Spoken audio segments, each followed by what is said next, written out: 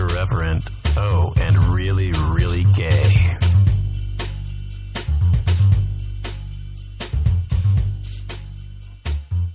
Hello, welcome to the Off Limits Show. Doing Brain Purge tonight on the show. Thanks for joining me.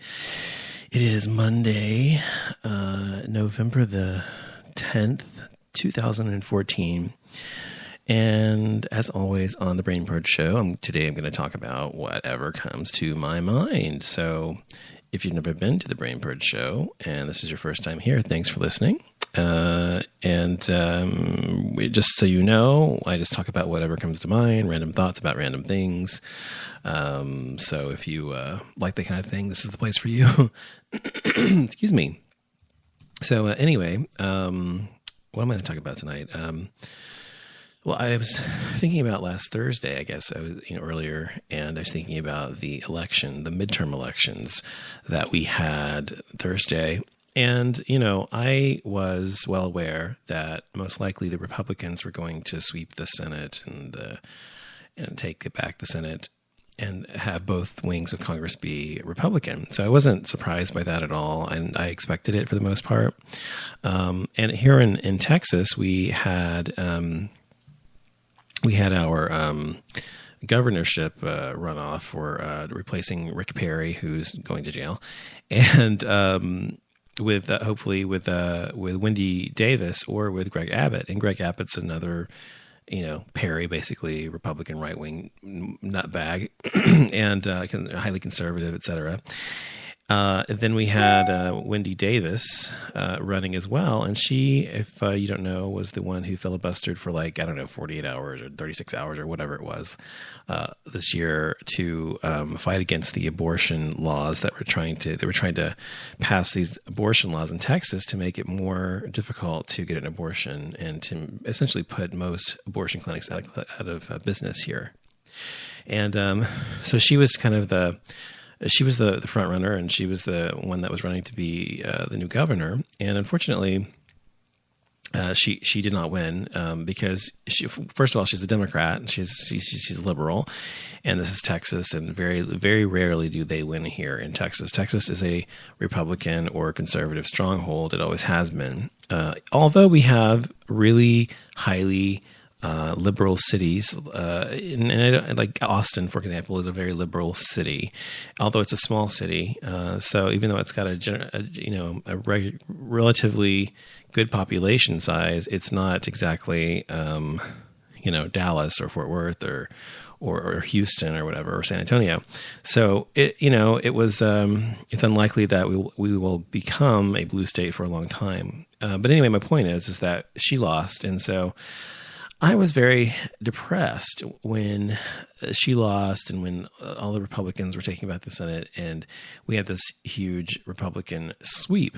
And looking back at the polls and the reasons for it days later, it was primarily because the voters who came out for the elections in 2008 for Obama and 2012 for Obama did not show up this time. And these voters were highly liberal voters and younger voters, the younger generations, the Generation X and the Millennials and Generation Y. And they were the ones that really put over the top the Obama administration into the White House and put the Democrats in the Senate, et cetera. So the thing that always bothers me, though, is like we are a very stupid country. This country is just dumb because the country votes on the wrong reasons. It always has, and this goes for anybody, whatever affiliation you might be. But if you vote against your own self-interest, which is often the case with Republicans and Tea Partiers and conservatives, they vote based on social issues such as gay marriage or abortion or things that really don't affect them necessarily. And they vote because it's against their Bible or against what they were taught or their religious beliefs or whatever their tenets may be, tradition, whatever, instead of voting for what's best for their own self-interest financially and socially and otherwise. And so they vote against their, in the health, et cetera.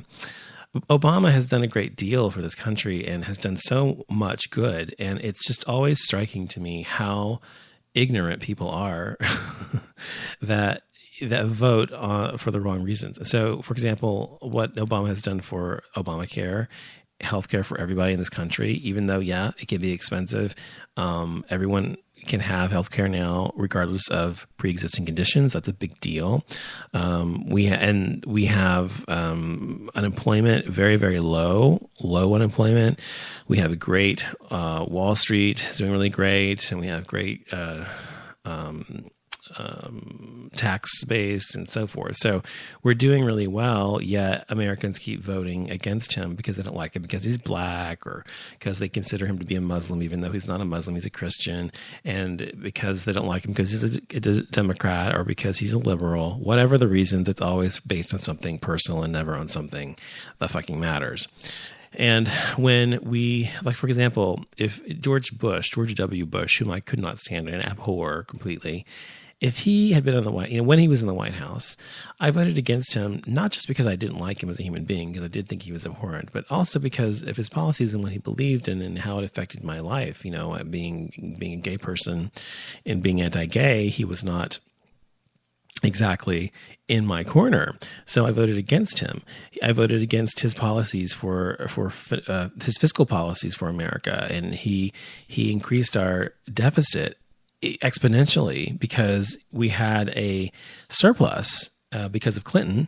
We were, for the first time in a long time in this country, and he came around and put us into the hole, to the tune of trillions of dollars because of wars he started for no reason and so forth. But my point is that if Bush had had good policies, even if I didn't like him as a person, I still would have voted for him, but he didn't.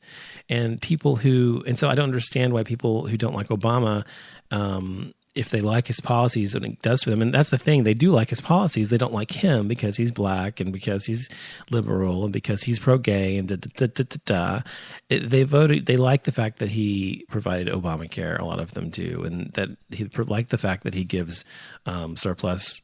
There's a surplus and so forth. My point is that they vote against him for the wrong reasons. And that drives me fucking nuts. And that's what happens with Republicans and with Democrats. And I just can't stand Republicans. I just don't like them, generally speaking. Very few Republicans have I ever met that I really actually like as a person, a human being. If you find me a Republican who is socially liberal and fiscally conservative, I can deal with that. But someone who is socially conservative, which just basically means they don't believe in equality for all people, I cannot deal with that kind of Republican at all. I don't like them. I can't be around them.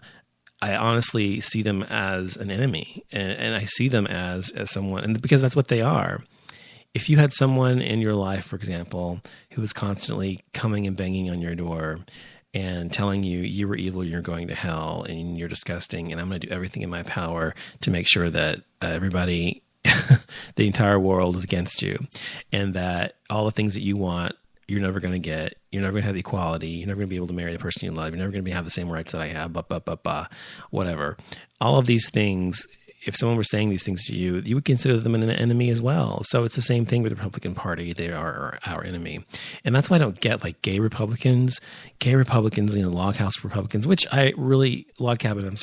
Republicans, which I really have not seen much from in a long time. In the 90s, they were kind of big and whatever. And I cannot stand them either because they are essentially canoodling with the enemy, and the enemy doesn't even want them around, or even really, they've never ever invited them to the Republican convention to speak or to be part of it. So they're not part of them, and they never will be. And because they're anti-gay, yet these gay people are trying to, to me, it's like a black person trying to join the KKK. To me, it's exactly the same thing. I mean, it's exactly the same as a gay person joining the Republican Party because they are the enemy. They hate us. They don't want us in their camp.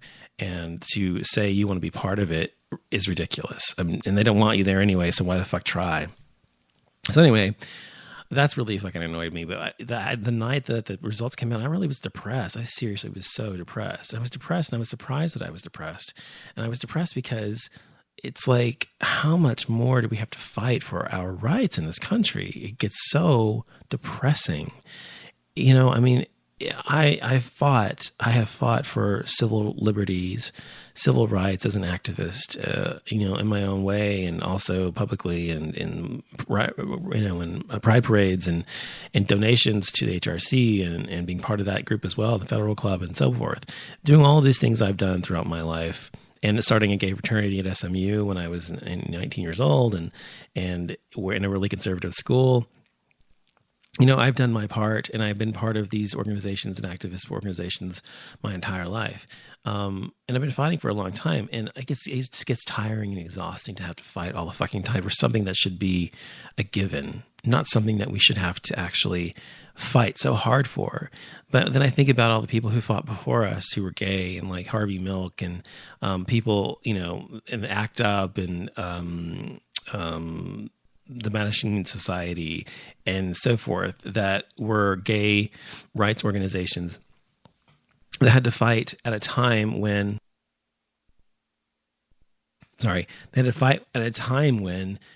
being gay was impossible, and some people didn't even know what it meant, when it wasn't even on someone's radar.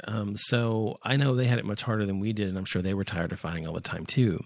But we're so close to getting equality now. We're so close to actually finding it and having what we have fought so many decades for in this country, having true, full equality.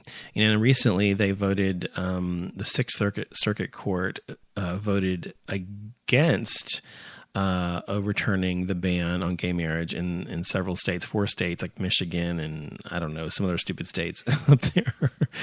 Sorry, Michiganites. I'm sorry. I just, states that I don't really hear much about, but anyway, they voted against it. And so that was the first circuit court judge to vote against it officially. And every other court judge has voted in favor of overturning any ban in their jurisdiction. However, and so that was, a blow to some degree, because it meant that, we've had all this, these great court judges telling us that it's unconstitutional, which it is. I mean, there's no doubt about the constitutionality of it. It's just that some of these judges, this particular one, the Sixth Circuit Court, decided to essentially rule in their own, based on their own personal beliefs, rather than rule on what's constitutionally, sound. So, as a result of this, it means it's going to force the federal government, it's going to force the case to the Supreme Court. And the Supreme Court will be forced to decide on gay marriage once and for all. Now, when they overturned DOMA, they overturned the part of DOMA that the federal government kind of oversaw, which was to say that the federal government acknowledges that it is a constitutional right, and that gays are a class, and gays are protected under the rights of to have the same rights of marriage, etc., that heterosexuals have in this country. So that was the one part they turned over. The part that they left that remained on the DOMA ruling was the Proposition 8. They chose not to rule on it at all, which meant Proposition 8 got overturned in California, but they never ruled on states' rights regarding this particular thing, and they were allowing each state's jurisdiction to determine what they were going to do. And until now, every jurisdiction and every circuit court has ruled that it was unconstitutional to not allow gays to marry, because that's the right decision. And so now they will be forced to say that, it is constitutional right, which they've already ruled on. They can't go back and say, we messed up. No, they've ruled that it is a constitutional right, and it is an inalienable right to be married, whether you're gay or straight or whatever in this country. There's no way that they can go back and say that the states can go against what the federal government is saying is correct on this particular issue. Just as with Loving versus Virginia, when it came to interracial marriage in 1958 or whatever year it was, they had to do that then, and the same thing happened. They had to force the states, the final states who were the holdouts, to acknowledge that it is a constitutional right, and they had to allow interracial marriage throughout the entire country. And that's what will happen here with DOMA and with gay marriage throughout the country. So that's a good thing. So actually, it was a good thing, really, if you think about it. There's no way of knowing for a fact they're going to rule that way, but I don't see how they could rule any other way